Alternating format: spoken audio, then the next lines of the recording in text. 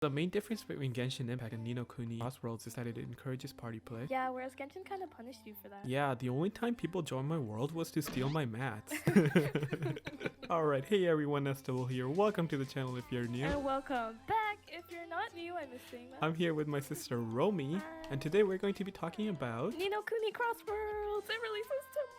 Let's go! So we're here to tell you what you need to know as a Genshin player when you're starting your Ni no Kuni Crossworld adventure tomorrow. Let's jump right into the video! The first thing I want to talk about is how you shouldn't waste mats on low level stuff. Yeah, like in Genshin Impact, it was kind of okay to level some things at the start because you could kind of farm those mats relatively easily. Right. But in this game, you don't really want to waste your resources. Like I think you said earlier that it's kind of like not wasting your resin on early artifacts. Exactly. I think it's a similar thing. And there'll also be dailies like in Genshin Impact. But I think this game is going to have a lot more dailies. Right. At least they won't be so boring and similar to the whole dailies. We kept doing the same ones for like few months. True. They never really changed. And I heard there's some kind of ticket system. You know about that? Oh yeah. So the great thing about the ticket system is that it's kind of like what I always wanted of Genshin Impact, where I was like, hey, if I don't log in for a day, let me just stack my resin for next day or like next few days and then do it all together. So the ticket system is kind of like that, where if you don't do your dailies for a day, I think you'll get a ticket for that day and then the next day and the next day, and then you can kind of stack it up and do it at your own leisure. Yes. I heard about maybe one of the dailies that doesn't give you a ticket or something like that you have to do every day. Yeah, the pirate money one or something. Yeah, like a bounty pirate, something like that. Yeah, I think that's the only one that I've heard of though. And that's why people are encouraging you to rush to level 38 as soon as possible. If you're really trying to min-max, I think that would be one of your main goals on first day or at least the second day. And I think it'll take about 7 to 8 hours to get to that level. One thing I really like about the party play, going back to that,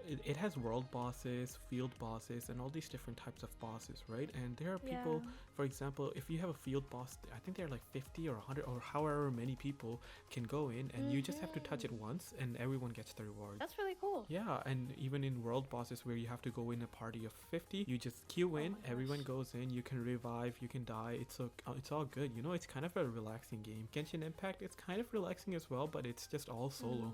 It really rewards solo progression, whereas this one's like, hey, yo, let's all team up and have some fun beating up on this one boss. Yeah, and the huge thing is that it's open world compared to Genshin, which will be fun. It'll feel like a little bonding event. I also heard there'll be an element system like Genshin Impact. Oh, really? So can you have reactions and stuff? So the elements, so like if you're fighting fire enemies, then you'll do a lot more damage with the water weapon. And a really important tip for Genshin Impact players is not to reroll. Yeah, rerolling is not really worth it. Yeah, it's going to take like 4 hours or something to just reroll once, and even then people are speculating that it's going to be locked for certain items, so you're not going to get crazy rolls. That's what I'm hearing. Honestly, if you still are a maniac and you want to do it, go ahead, but that's my advice for you. Yeah, it's just not worth the time. Right, we re-rolled for Venti and Diluc and Kuching, but for this one, I think I'm going to skip out on the re-rolling. There's also a lot of gacha, so if you like that in Genshin or you didn't like it, it's kind of going to be unavoidable in this game. It's not too bad. You could still be free to play, and we probably will be. We most likely will be, yeah. And talking about free to play, the two classes I think that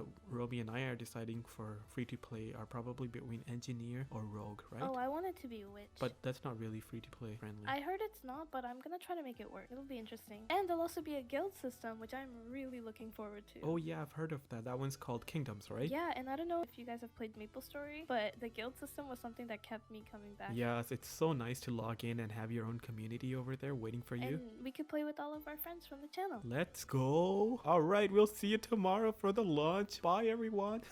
Yeah, wait, you're really ending it like that? Yeah. Oh, we'll see you tomorrow for the launch. Bye, everyone. Just kidding. Subscribe for more. For that, we're back.